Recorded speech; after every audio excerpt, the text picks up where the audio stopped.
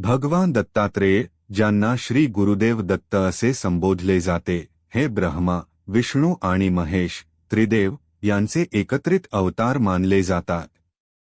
त्यांच्या जन्माची आणि कार्याची कथा अत्यंत प्रेरणादायी आहे. प्राचीन काळी अत्री ऋषी आणि त्यांची पत्नी माता अनसूया चित्रकूट पर्वतावर राहत होते. अनसूया माता आपल्या पतिव्रता धर्मासाठी तिन्ही लोकात प्रसिद्ध होत्या. त्यांची परीक्षा घेण्यासाठी ब्रह्मा, विष्णू आणि महेश भिक्षूचे रूप घेऊन त्यांच्या आश्रमात आले. त्यांनी अनसूया मातेकडे एक कठीण अट ठेवली. आम्हाला विवस्त्र होऊन भोजन वाढा. अनसूयेने आपल्या तपोबलाने ओळखले की हे प्रत्यक्ष त्रिदेव आहेत. त्यांनी आपल्या पतीच्या चरणांचे तीर्थ त्यांच्यावर शिंपडले, ज्यामुळे तिन्ही देव लहान बालके बनले. माता अनसूयेने त्यांना आईच्या मायेने स्तनपान करवून भोजन दिले.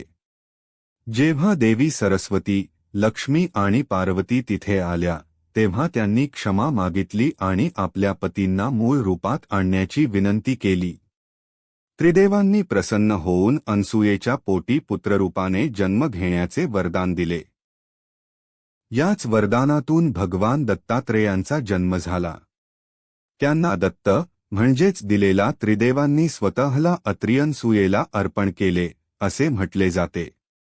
भगवान दत्तात्रेयांच्या मूर्तीमध्ये 3 मुखे आणि 6 हात असतात.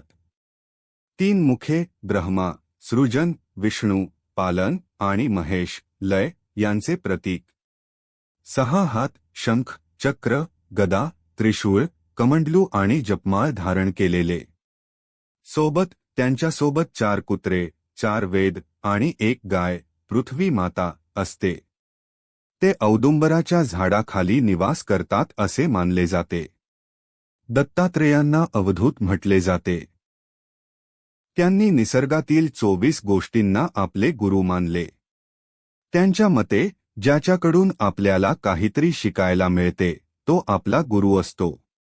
त्यांनी पृथ्वी, पाणी, अग्नी, वायू, आकाश, सूर्य, चंद्र, समुद्र, कपोत पक्षी, अजगर, पतंग, मधमाशी, हत्ती, हरिण, मासा, पिंगला वेश्या, कुर्र पक्षी, बालक, कुमारी कन्या, बाण तयार करणारा, सर्प, कोळी आणि भिंगी कीटक यांच्याकडून जीवनाचे महत्त्वाचे धडे घेतले.